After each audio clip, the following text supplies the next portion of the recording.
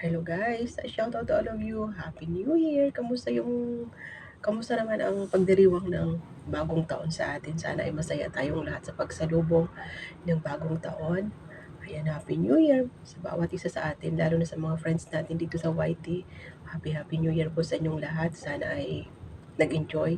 And let's welcome 2025 with a happy heart. Ayun po.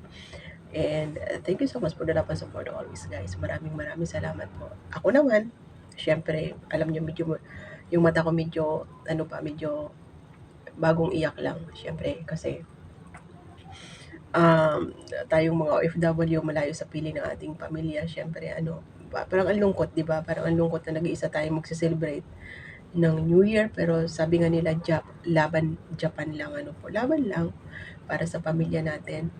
And eto, meron din naman, may handa rin naman tayo spaghetti. Ayan, spaghetti, hindi ko alam. Ako lang naman nagse-celebrate dito. Hindi sila nagse-celebrate ng New Year kasi may sarili din silang New Year. And of course, ayan, pasta, spaghetti, ayan, may chicken. Mis- Basta, okay naman, nakaraos naman, po. Eh, good health lang sa atin palagi. Lalo sa mga kapwa natin OFW dyan, na sana good health lang tayo palagi. Malayo man tayo sa pamilya natin.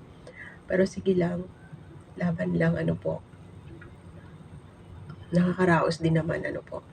Happy New Year everyone, and good luck po sa panibagong taon na tatahagin ng ating mga buhay. Happy life, positive outlook sa buhay, para masaya po palagi ang buhay natin. Love sa inyong lahat, guys. Thank you so much for the love and support. Ma'am Tessa here. Thank you so much. I love you guys. Mwah.